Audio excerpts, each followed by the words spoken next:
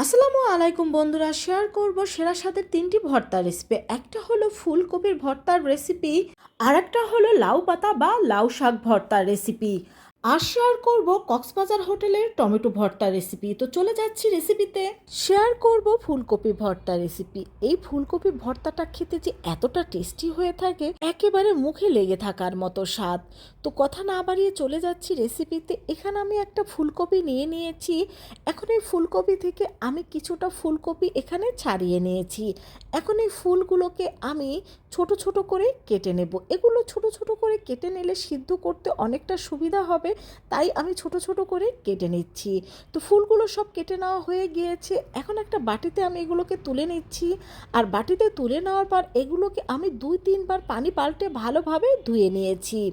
এখন চুলায় একটি প্যান বসিয়ে দিয়েছি, তার মধ্যে ফুলকপিটা দিয়ে দিচ্ছি স্বাদ মতো লবণ, আর দিয়ে দিচ্ছি 1 চিমটির মতো হলুদ, আর এখন দিয়ে দেব পরিমাণ মতো পানি। এই পানিটা দিয়ে এই ফুলকপিটাকে আমরা ভালোভাবে সিদ্ধ করে নেব। তো ফুলকপিটাকে আমি চুলায় বসিয়ে দিয়েছি। আর চুলায় বসিয়ে দেওয়ার পর মাঝে মধ্যে আমি এইভাবে করে এটাকে একটু নেড়ে দেব, কারণ এতে এটার উপরেরটা নিচে আর নিচেরটা উপরে চলে আসবে, আর ফুলকপির প্রত্যেকটা অংশ ভালোভাবে সিদ্ধ হবে। তো আমার ফুলকপি কিন্তু সিদ্ধ হয়ে গিয়েছে, দেখতেই পাচ্ছেন, আপনাদের আমি দেখিয়ে দিয়েছি। এখন এটাকে আমি চুলা থেকে নামিয়ে ঠান্ডা করে নেব। ঠান্ডা করে নেওয়ার পর এই যে একটা ব্লেন্ডারের জার দেখছেন, এর মধ্যে এই ফুলকপিগুলো দিয়ে ভালোভাবে ব্লেন্ড করে নেব। আপনারা চাইলে কিন্তু এগুলোকে পাটায়ও বেটে নিতে পারেন। তো আমার ফুলকপিটাকে ভালোভাবে ব্লেন্ড করে নেওয়া হয়ে গিয়েছে। আর ব্লেন্ড করে নেওয়ার পর দেখতেই পাচ্ছেন এটা দেখতে ঠিক এরকম হয়েছে। এখন চুলায় আমি একটা প্যান বসিয়ে দিয়েছি, আর তার মধ্যে দিয়ে দিচ্ছি সর্ষের তেল, আর দিয়ে দিচ্ছি এখানে আমি 1/2 কাপের মতো পেঁয়াজ কুচি। এখন এই পেঁয়াজটাকে আমি হালকা করে ভেজে নেব। ভেজে নেওয়ার পরে এখানে আমি দিয়ে দিচ্ছি 1 চিমটির মতো রসুন বাটা, 1 চিমটির মতো আদা বাটা, আর দিয়ে দিচ্ছি এখানে 1 চিমটির মতো হলুদ, আর 1 চা চামচের মতো লাল মরিচের গুঁড়ো। এখন এই মশলাটাকে আমি ভালোভাবে কষিয়ে নেব। মশলাটা ভালোভাবে কষিয়ে নেওয়ার পর এখন আমি দিয়ে দেব এখানে কাঁচামরিচ কুচি, আর দিয়ে দেব টমেটো কুচি, আর দিয়ে দিচ্ছি এখানে আমি স্বাদ মতো লবণ। লবণটা দেখে ব্যবহার করবেন, কারণ ফুলকপিতে কিন্তু অলরেডি আমরা লবণ ব্যবহার করেছি। তো টমেটোটা যখন এভাবে কষিয়ে নেওয়ার পর কিছুটা গলে যাবে, তখন এর মধ্যে সে ব্লেন্ড করা ফুলকপিটা দিয়ে দেব। ব্লেন্ড করা ফুলকপিটা দিয়ে দেওয়ার পর ভালোভাবে এই মশলার সাথে ফুলকপিটাকে আমি মিশিয়ে নেব। তো এটাকে জাল করার পর যখন দেখবেন যে প্যানের গা থেকে এই ফুলকপিটা এইভাবে করে ছেড়ে আসছে, তখনই বুঝবেন যে আমাদের ফুলকপিটা পারফেক্ট ভর্তা হয়ে গিয়েছে।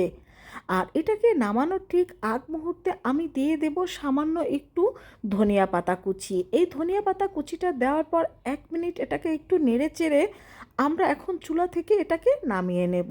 বাস, তৈরি হয়ে গেল আমাদের ফুলকপির ভর্তা। আর এখন আপনাদের আমি সার্ভ করে দেখিয়ে দিচ্ছি যে কতটা লোভনীয় হয়েছে আমাদের এই ফুলকপি ভর্তা। বন্ধুরা, এই শীতে তোমরা হয়তো ফুলকপি দিয়ে অনেক কিছু তৈরি করে খেয়েছো, তো একবার হলেও এই ফুলকপি ভর্তাটা তৈরি করে খেয়ে দেখবে। দেখবে এটা এতটা টেস্টি যে অন্য অন্য সব রেসিপির স্বাদকেও হার মানাবে। শেয়ার করব লাউ পাতার স্পেশাল ভর্তা রেসিপি। এই ভর্তাটা এতটাই টেস্টি যে দেখবেন একবার খেলে বারবার খেতে ইচ্ছে করছে। তো এই জন্য প্রথমে এখানে আমি কিছু লাউ পাতা নিয়ে নিয়েছি, আর এই লাউ পাতাগুলো কিন্তু অবশ্যই কচি নেওয়ার চেষ্টা করবেন। আর এই শীতের সিজনে কিন্তু আপনারা এরকম ভালো মানের লাউ পাতা খুব সহজেই পেয়ে যাবেন। তো লাউ পাতাটা ভালোভাবে ধুয়ে নেওয়ার পর এইভাবে করে এটাকে ভালোভাবে পরিষ্কার করে নিতে হবে। তো সব পাতাগুলো এইভাবে করে পরিষ্কার করে নেওয়ার পর এখন এই পাতাগুলোকে আমি ছোট ছোট করে কেটে নেব। এই পাতাগুলো এইভাবে করে ছোট ছোট করে কেটে নেওয়ার পর যদি আপনারা সিদ্ধ করে নেন, দেখবেন পাটা বেটে নেওয়ার সময় বা ব্যালেন্ড করে নেওয়ার সময় কোনো কষ্ট হবে না। তো পাতাগুলোকে এখন আমি একটা প্যানের মধ্যে দিয়ে দিচ্ছি, আর দিয়ে দিচ্ছি সামান্য একটু পানি। এখানে পানিটা কম দেবেন, কারণ পাতা থেকে পানিটা বের হবে। দিয়ে দিলাম স্বাদ মতো লবণ। এখন এটাকে আমি চুলায় বসিয়ে দেব, আর চুলায় বসিয়ে দেওয়ার পরে এটাকে আমরা ভালোভাবে সিদ্ধ করে নেব। আর এই পাতাটাকে কিন্তু অবশ্যই ভালোভাবে সিদ্ধ করে নেবেন, তা না হলে কিন্তু ভর্তাটা খেতে একদমই ভালো লাগবে না। তো আমাদের পাতাটা কিন্তু সিদ্ধ করে নেওয়া হয়ে গিয়েছে। এখন এই পাতাটাকে আমি একটা সাইড করে নেব। তো পাতাটাকে একটা সাইড করে নেওয়ার পর এর মধ্যে আমি দিয়ে দিচ্ছি সর্ষের তেল। এখানে সর্ষের তেলের পরিবর্তে আপনারা রেগুলার সয়াবিন তেলটাও ব্যবহার করতে পারেন, তবে ভর্তার ক্ষেত্রে সর্ষের তেলটা কিন্তু বেশি টেস্টি হয়।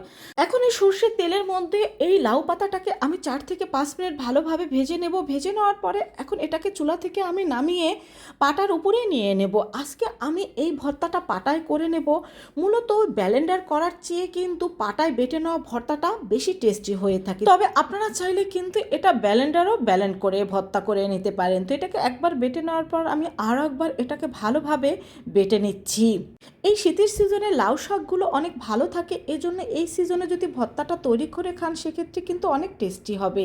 তো এখানে আমি কাঁচামরিচ আর পেঁয়াজ কুচি নিয়ে নিয়েছি। এখানে ঝালটা আপনাদের পছন্দ মতো ব্যবহার করতে পারেন। দিয়ে দিলাম স্বাদ মতো লবণ। লবণটা কিন্তু আমরা আগেই লাউ শাকে ব্যবহার করেছি, তাই একটু দেখেই ব্যবহার করবেন। তো মরিচটা বেটে দেওয়ার পরে এখন পেঁয়াজটাকেও আমি বেটে নেব, তবে পেঁয়াজটা কিন্তু একেবারে আমি মিহি করে বেটে নেব না, পেঁয়াজটা আমি কিছুটা আস্ত আস্ত করে বেটে নেব। তো পেঁয়াজটা দেখতেই পাচ্ছেন এইভাবে করে আমি আস্ত আস্ত করে বেটে নিয়েছি। তো এখন এই মরিচ আর পেঁয়াজ বাটার সাথে আমি এই লাউ পাতা ভর্তাটা ভালোভাবে মিশিয়ে নেব। বাস মিশিয়ে নেওয়ার পরে কিন্তু তৈরি হয়ে গেল আমাদের স্পেশাল লাউ পাতা ভর্তা। তো বন্ধুরা, তোমরাও কিন্তু খুব সহজভাবে এরকম এই লাউ পাতা ভর্তাটা তৈরি করে নিতে পারো। আর গরম ভাত আর খিচুড়ির সাথে যেটা খেতে কতটা টেস্টি হয় একবার বাসায় তৈরি করে খেলেই বুঝতে পারবে। আর ভালো লাগলে অবশ্যই তোমার বন্ধুদের সাথে শেয়ার করবে। সবাই ভালো থেকো। শেয়ার করব কক্সবাজারের হোটেল স্টাইলের টমেটো ভর্তার রেসিপি। এই টমেটো ভর্তাটা এতটাই দুর্দান্ত স্বাদের যে যে এটা খায় সে এর স্বাদ ভুলতে পারে না। তো এখন থেকে এটা বাসায় তৈরি করতে পারবেন, এজন্য এখানে আমি কিছু টমেটো নিয়ে নিয়েছি। তো এখন এই টমেটোগুলোকে আমি ভালোভাবে ধুয়ে পরিষ্কার করে নেব। ভালোভাবে ধুয়ে পরিষ্কার করে নেওয়ার পর এই টমেটোগুলোকে আমি এইভাবে মাছ বরাবর কেটে নেব। টমেটোগুলো আস্ত ভেজে নেওয়ার চাইতে এইভাবে করে যদি আপনারা মাছ বরাবর কেটে টমেটোগুলোকে ভেজে নেন সেটার টেস্ট কিন্তু অনেক বেশি ভালো হয়। তো টমেটোগুলো কেটে নেওয়ার পর এখন এর মধ্যে লবণ দিয়ে দিচ্ছি আর দিয়ে দিচ্ছি হলুদ। এই লবণ হলুদ এই টমেটোর সাথে ভালোভাবে মেখে নেব। আর ভালোভাবে মেখে নেওয়ার পরে এই টমেটোগুলোকে আমরা তেলের মধ্যে ভেজে নেব। তো চুলায় আমি প্যান বসিয়ে তার মধ্যে সামান্য তেল দিয়ে দিয়েছি। এখন এর মধ্যে আমরা এই টমেটোগুলোকে ভেজে নেব। আর বন্ধুরা, এই টমেটোগুলোকে কিন্তু একেবারে একটু পোড়া পোড়া করে ভেজে নিতে হবে। আর দিয়ে দিচ্ছি এখানে কিছু আস্ত রসুন। এখানে কি এই ভর্তাটায় বেশি রসুন ব্যবহার করা হয় না, তাই সামান্য রসুন দিয়ে দিচ্ছি। আর বন্ধুরা, দেখতেই পাচ্ছ টমেটোর ভেতর থেকে কিন্তু অনেকটা পানি বের হয়েছে, আর এই পানি দিয়েই কিন্তু টমেটোটা ভালোভাবে সিদ্ধ হয়ে যাবে। তো টমেটোটাকে আমি আবারও উল্টে দিচ্ছি। বন্ধুরা, এইভাবে করে পোড়া পোড়া করে টমেটোটাকে ভেজে নিতে হবে। আর এইভাবে কেটে নেওয়ার ফলে কিন্তু এই টমেটোটা মাঝখানটা এবং উপরের অংশ ভালোভাবে ভেজে নেওয়া যাবে, আর এতে এই টমেটোর ভর্তাটার টেস্ট অনেক বেশি ভালো হবে। তাই আস্ত ভেজে না নিয়ে এইভাবে করে আপনারা কেটে ভেজে নেবেন। তো রসুন আর টমেটোগুলোকে আমি তুলে নিচ্ছি, আর কিছুটা ঠান্ডা হওয়ার পরে এর উপরের অংশ খোসাটা আমরা ছাড়িয়ে নেব। আর বোটার পাশে যে শক্ত অংশটা রয়েছে সেটাকে আমরা ফেলে দেব। হয়তো আপনারা ভাবতে পারেন কাটার সময় এটা তো ফেলে দিলে হয়, কিন্তু না, এটা যদি আমরা আগে ফেলে দেই এই বোটার অংশটা তখন ভাজতে গিয়ে দেখা যাবে টমেটোটা ভেঙে যাবে, আর ভালোভাবে ভেজে নিতে পারবো না, আর টমেটো ভর্তার স্বাদটাও একেবারে পারফেক্ট হবে না। তো টমেটোর খোসাগুলো আমি ভালোভাবে ছাড়িয়ে নিয়েছি। এখন এই রসুনটাকে প্রথমে ভর্তা করে নেওয়ার পর এখন এই টমেটোটাকে আমরা ভালোভাবে হাতের সাহায্যে ভর্তা করে নেব। তো এই তো আমাদের টমেটো ভর্তাটা পারফেক্টভাবে তৈরি হয়ে গিয়েছে। এখন চুলায় একটি প্যান বসিয়ে তার মধ্যে দিয়ে দেবো সর্ষের তেল, আর তার মধ্যে দিয়ে দিচ্ছি পেঁয়াজ কুচি, দিয়ে দিচ্ছি কাঁচামরিচ কুচি। এই ভর্তাটা কিন্তু আমরা কাঁচামরিচ কুচি দিয়েই করব। এখন এই কাঁচামরিচ কুচি আর পেঁয়াজ কুচিটাকে আমরা কিছুটা হালকা বাদামি রং করে ভেজে নেব। আর এই ভর্তার ক্ষেত্রে কিন্তু অবশ্যই সর্ষের তেলটা ব্যবহার করার চেষ্টা করবেন, তবে আপনারা চাইলে রেগুলার সয়াবিন তেলটাও ব্যবহার করতে পারেন, তবে সর্ষের তেল দিলে কিন্তু ভর্তার টেস্ট অনেক ভালো হয়। 1 চিমটির মতো এখানে আমি হলুদ গুঁড়ো দিয়ে দিচ্ছি, আর এই হলুদ গুঁড়োটা 4-5 সেকেন্ড এইভাবে পেঁয়াজের সাথে ভেজে নেওয়ার পরে এর মধ্যে আমরা দিয়ে দেবো ভর্তা করা টমেটো, আর দিয়ে দিচ্ছি স্বাদ মতো লবণ। এই সামান্য একটু হলুদ দেওয়ার কারণে কিন্তু এই টমেটো ভর্তার কালারটা অনেক বেশি ভালো আসবে। তো এখন এইটাকে জাল করতে করতে এর পানিটাকে আমরা ভালোভাবে শুকিয়ে নেব। তো পানিটা যখনই শুকিয়ে আসবে এর মধ্যে আমি দিয়ে দেবো ধনিয়া পাতা কুচি। ধনিয়া পাতা কুচিটা দেওয়ার পর 1 মিনিট এটাকে এইভাবে করে নেড়ে চেড়ে এখন চুলা থেকে আমি এটাকে নামিয়ে নেব। আর তোমাদের সার্ভ করে দেখিয়ে দেব যে কতটা পারফেক্টভাবে আমাদের এই টমেটো ভর্তাটা তৈরি হয়ে গিয়েছে।